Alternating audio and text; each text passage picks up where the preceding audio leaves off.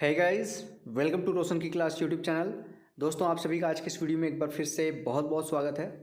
आज की इस वीडियो में हम देखेंगे सुपर टेट 2022 के लिए जो हम पढ़ रहे थे इन्वायरमेंट यानी कि ईवीएस। उसमें हम पढ़ रहे हैं विश्व के महाद्वीपों में हम पढ़ रहे हैं। आज हमारा लास्ट पार्ट है विश्व के महाद्वीपों में एशिया महाद्वीप का भाग 3। आज हमारा ये टॉपिक समाप्त हो जाएगा। काफ़ी दिनों से चला ये टॉपिक, काफ़ी डिटेल में हमने ये देखा है, सारे महाद्वीप हमने एक एक करके पढ़े हैं और आज हमारा एशिया महाद्वीप है, लास्ट पार्ट है एशिया महाद्वीप का। इसके बाद हम चलेंगे नए टॉपिक की तरफ, इन्वायरमेंट के। तो आज का हमारा भाग 3 है, याद रखिएगा। और अगर वीडियो आप लोगों को डेली बेसिस पे सुपर टेट की देखनी है तो एक ही काम करना है, नीचे लाल कलर का सब्सक्राइब बटन, उस पर क्लिक करके सब्सक्राइब कर लीजिए, साथ ही साथ बेल आइकन को दबा दीजिए। और वीडियो अगर पसंद आए तो प्लीज़ वीडियो को लाइक करिएगा। इस वीडियो की PDF आपको रोशन की क्लास टेलीग्राम चैनल पर मिल जाएगा वीडियो के साथ। तो फ्रेंड्स, चलिए शुरू करते हैं आज की वीडियो।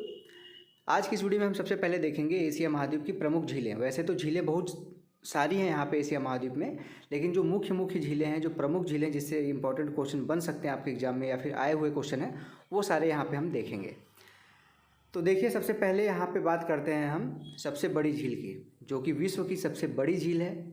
अगर आपसे क्वेश्चन पूछता है कि विश्व की सबसे बड़ी झील कौन सी है, तो ये आंसर होगा कैस्पियन सागर झील। जो ये आपको दिख रहा है, ये पूरा क्षेत्र, ये कैस्पियन सागर झील है, विश्व की सबसे बड़ी झील है। अगर आपसे ये क्वेश्चन पूछता है कि विश्व की सबसे बड़ी खारे पानी की झील, तो भी यही आंसर होगा कैस्पियन सागर झील।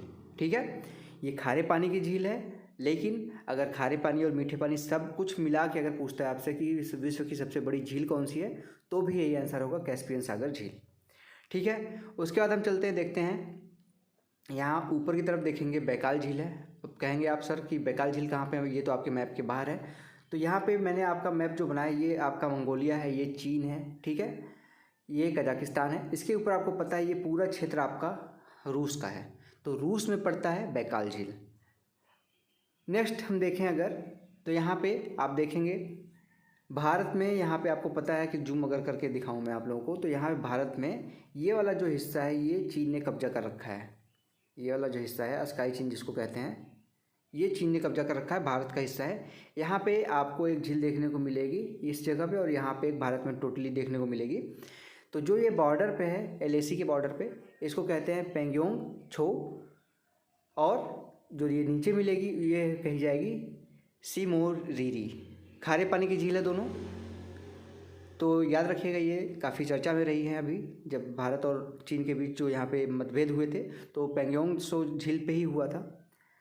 तो ये एक एक करके हम पॉइंट वाइज डिस्कस कर लेते हैं, कौन सी झील किस लिए प्रसिद्ध है। ठीक है, और ये आपका जो एक झील है ये ईरान में है, ईरान कह रहा हूँ, तुर्की में। ये तुर्की का आपको पता है, ये तुर्की है पूरा। और एक यहाँ पे झील है, ये आपका इजराइल और जॉर्डन के बॉर्डर पे है। तो कौन कौन सी झीलें हैं यहाँ पे हम डिस्कस करते हैं। आप सबसे पहले कैस्पियन सागर झील के बारे में देखते हैं, क्यों इंपॉर्टेंट है। तो कैस्पियन सागर झील जो है विश्व की सबसे बड़ी झील है, जो कि किन किन देशों से टच करती है, कजाकिस्तान से, रूस से, अजरबैजान से, तुर्कमेनिस्तान से और ईरान से। यानी कि 5 देशों से एक झील 5 देशों से टच करती है। आप समझ सकते हैं कितनी बड़ी झील होगी। कजाकिस्तान, रूस, अजरबैजान, तुर्कमेनिस्तान और ईरान। यह एक खारे पानी की झील है, जो मैंने आपको पहले ही बता दिया था। उसका दूसरा यहाँ पे बैकाल झील के बारे में मैंने दिखाया था कि रूस में स्थित है, जो विश्व की सबसे बड़ी गहरी झील है। अगर गहराई के मामले में अगर पूछता है इस तरीके से, तो सबसे ज़्यादा गहरी झील बैकाल झील है, विश्व की सबसे ज़्यादा गहरी झील है। उसके बाद मृत झील आती है, डेड लेक आता है, डेड लेक विश्व की सबसे नीचे स्थित झील है, जो कि जॉर्डन और इजराइल की सीमा पे स्थित है, जो मैंने आप लोगों को यहाँ पे दिखाया था, जॉर्डन और इजराइल की सीमा पे ये वाला, ये डेड झील है, डेड लेक है, जिसको कहते हैं मृत झील। ये आपका जॉर्डन और इजराइल के बॉर्डर पे है, और ये समुद्र तल से बात किया जा रहा है। अगर समुद्र तल की बात की जाए, तो यहाँ पे समुद्र तल से बात की जाए तो सबसे नीचे स्थित ये झील है, दुनिया की सबसे नीचे न्यूनतम पॉइंट पे स्थित ये झील है। ठीक है, उसके बाद वॉन झील है, तुर्की में, मैंने जो आपको दिखाया था, वॉन झील तुर्की में स्थित है, जो विश्व की सर्वाधिक लवणता वाली झील है। सर्वाधिक लवणता मतलब इसमें मुख्य रूप से जो लवणता होती है वो NaCl सोडियम क्लोराइड की होती है। और जिस झील में या फिर जिस नदी में सबसे ज़्यादा लवणता होती है, उसमें अगर आप तैरेंगे ना, तो उसमें तैरना आप बहुत आसान होगा, उसमें डूबेंगे नहीं। ठीक है, तो वॉन झील है सबसे ज़्यादा लवणता वाली झील। इसको मैंने आपको पहले ही बताया हुआ था, जब मैं आपको यूरोप महाद्वीप पढ़ा रहा था, तब पर भी वॉन झील के बारे में मैंने बताया था। तुर्की में स्थित है और जो सर्वाधिक लवणता वाली झील है। और यहाँ पे 2 झीलें और हैं, टेंसले टेंसले सेप झील जो कि कंबोडिया में स्थित है, और दूसरी एक झील है जो महत्वपूर्ण है जिससे इंपॉर्टेंट क्वेश्चन बनता है, टोवा झील जो कि आपकी इंडोनेशिया में है। कंबोडिया में टेंसले सेप और इंडोनेशिया में टोवा झील। तो याद रखिए ये इतनी झीलें हैं यहाँ पे। टोटल कितनी झीलें हो गई? कैस्पियन सागर झील, बैकाल झील, मृत झील, वॉन झील, टेंसले सेप झील और टोवा झील।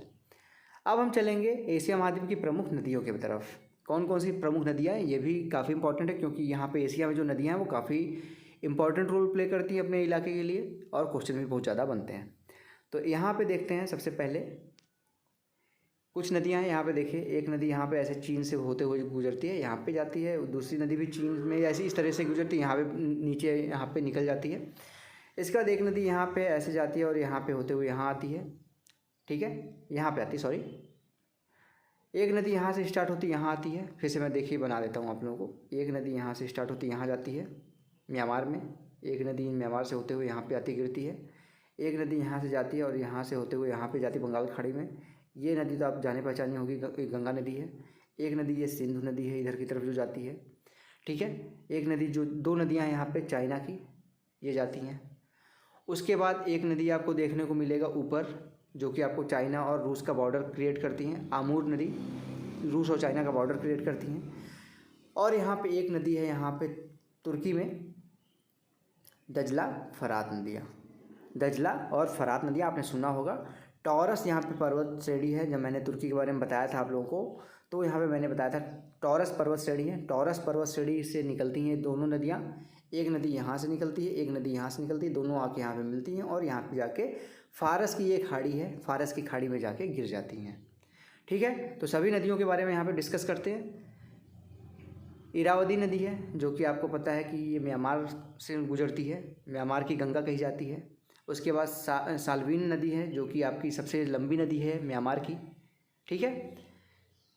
यांग टीसी कॉन्ग जो नदी है आपकी, ये आपकी चाइना की सबसे लंबी नदी है, यांग टीसी कॉन्ग। और ये एशिया की भी सबसे लंबी नदी है, ठीक है। एशिया की अगर सबसे लंबी नदी पूछे तो चाइना में है यांग टीसी कॉन्ग।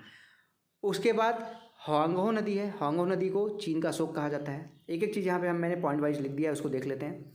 यांग टीसी क्यांग नदी एशिया की सबसे लंबी नदी है, जो कि आपकी चाइना की भी सबसे लंबी नदी हो गई। वांगहो नदी को पीली नदी भी कहते हैं, जो कि चीन का अशोक कहा जाता है।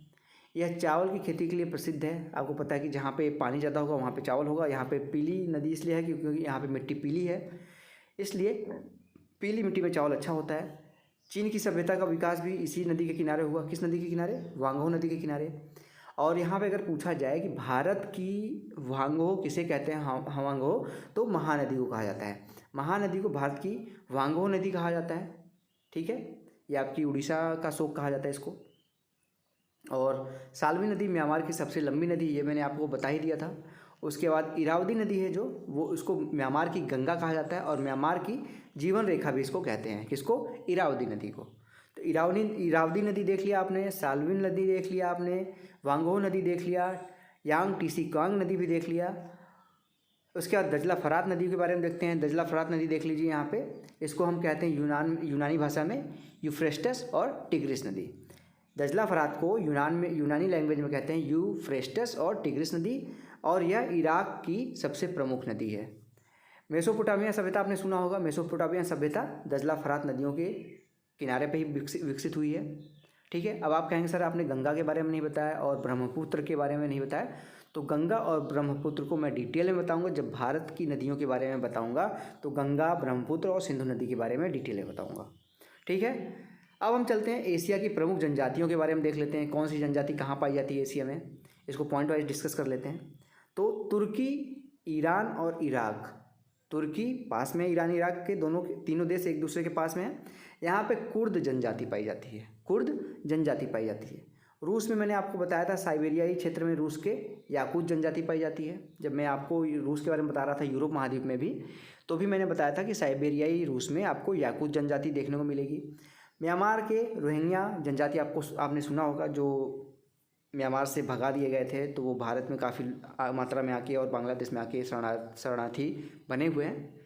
तो रोहिंग्या जो कि आपका म्यांमार की जनजाति है। मंगोल जनजाति मंगोलिया की है, नाम से ही लग रहा है आपको।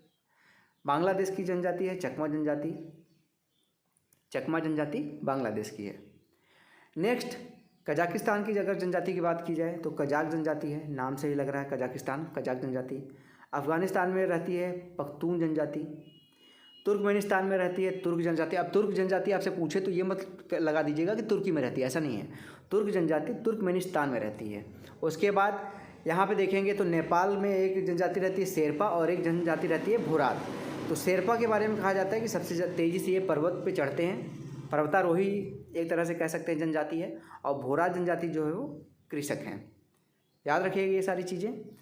उसके बाद कुछ इंपॉर्टेंट जो पॉइंट है यहाँ पे देखिए, तो अगर श्रीलंका की बात की जाए, श्रीलंका को पूर्व का मोती कहा जाता है। श्रीलंका देश भारत के जो नीचे स्थित है दक्षिण में, उसको पूर्व का मोती कहा जाता है। नहरों का देश अगर बात की जाए कि एशिया में नहरों का देश किसे कहते हैं, तो पाकिस्तान को कहा जाता है नहरों का देश, जो कि आपको पता है कि आतंकवादियों का देश भी कहा जाता है। और नदियों का देश आपको बांग्लादेश को कहा जाता है।